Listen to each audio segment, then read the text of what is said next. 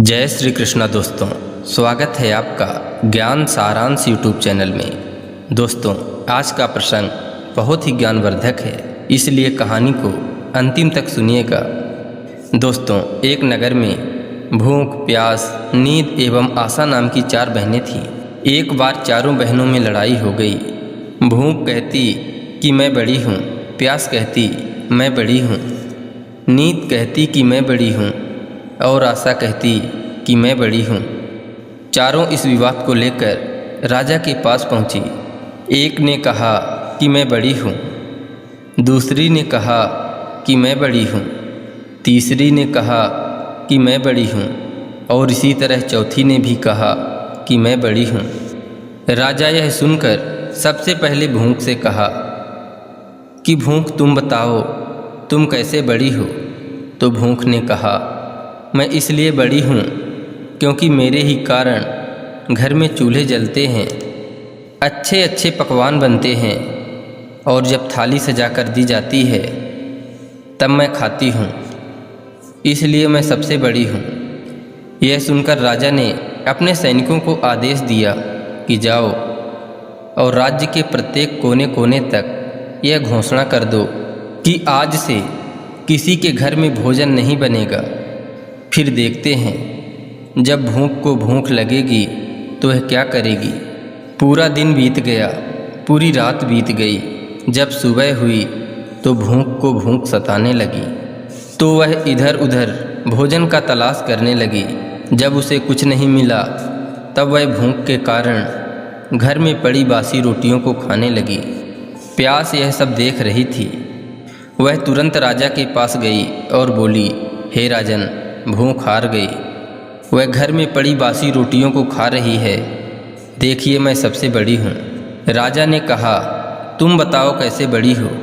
प्यास ने कहा, मैं बड़ी हूँ क्योंकि मेरे ही कारण लोग कुएं खुदवाते हैं, तालाब बनवाते हैं एवं बर्तनों में पानी का भी संचय करते हैं, और जब किसी पात्र में भरकर मुझे पानी देते हैं तभी मैं पीती हूँ, इसलिए मैं बड़ी हूँ। यह सुनकर राजा ने अपने सैनिकों को आदेश दिया कि जाओ, पूरे राज्य में घोषणा कर दो कि कोई भी कुएं ना खुदवाएं, कोई भी बर्तनों में पानी ना भरे, सभी तालाबों और कुओं में कड़ी पहरा लगा दो। देखते हैं जब प्यास को प्यास लगेगी तो वह क्या करेगी। पूरा दिन बीत गया, एक रात भी बीत गई। जब दूसरे दिन प्यास को प्यास सताने लगी तब वह इधर उधर भटकने लगी। उसे जब कहीं भी पानी पीने को नहीं मिला तो वह मजबूर होकर गड्ढे का पानी पीने लगी। नींद यह सब देख रही थी। उसने तुरंत राजा के पास जाकर कहा कि राजन, प्यास हार गई, वह गड्ढे का पानी पी रही है, इसलिए मैं सबसे बड़ी हूँ। राजा ने कहा, तुम कैसे बड़ी हो? तो नींद ने कहा, मैं इसलिए बड़ी हूँ क्योंकि मेरे ही कारण लोग पलंग बनवाते हैं, बिस्तर लगाते हैं। जब मुझे बिस्तर लगा कर देते हैं तब मैं सोती हूँ, नहीं तो मैं नहीं सोती हूँ। राजा ने अपने सैनिकों को आदेश दिया कि पूरे राज्य में घोषणा कर दो कि कोई भी पलंग ना बिछाए, उसमें बिस्तर ना डलवाए। नींद को जब नींद आएगी तो देखते हैं वह क्या करेगी। पूरा दिन बीत गया, आधी रात बीती तो नींद को नींद आने लगी, तो इधर उधर बिस्तर खोजने लगी। जब बिस्तर नहीं मिला तो वह मजबूर होकर ऊबड़ खाबड़ जगह पर ही सो गई। आशा यह सब देख रही थी।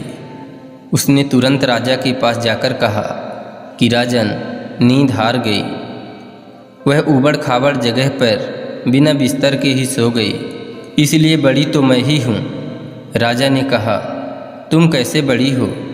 आशा ने कहा, मैं इसलिए बड़ी हूँ क्योंकि लोग मेरे कारण ही काम करते हैं, नौकरी धंधा मजदूरी करते हैं, परेशानियाँ उठाते हैं, लेकिन आशा के दीप को बुझने नहीं देते। राजा ने यह सुनकर अपने सैनिकों को आदेश दिया कि पूरे राज्य में घोषणा कर दो कि कोई भी नौकरी ना करे, कोई मेहनत मजदूरी ना करे, कोई भी काम धंधा ना करे, कोई भी आशा के दीप को ना जलाए, आशा को जब आस जगेगी तो देखते हैं कहाँ जाएगी। पूरा दिन बीता, आधी रात बीती, जब आशा को आस जगी तो वह इधर उधर गई, लेकिन चारों तरफ सन्नाटा था। सिर्फ एक कुम्हार टिमटिमाते दीपक के प्रकाश में काम कर रहा था। वह वहाँ जाकर टिक गई। कुम्हार ने देखा, उसका सोने का दीपक सोने की बाती और सोने का महल बन गया। दोस्तों, जिस प्रकार कुम्हार की आशा पूरी हुई, उसी प्रकार आप लोगों की भी आशा पूरी हो। आप लोग भी आशा का दीपक प्रज्वलित कर कर्म को करते रहिए। दोस्तों, आशा करते हैं यह कहानी आपको अच्छी लगी होगी, तो इस वीडियो को एक लाइक करके चैनल को सब्सक्राइब कर लीजिए एवं कमेंट में लिख दीजिए जय श्री कृष्णा, राधे राधे।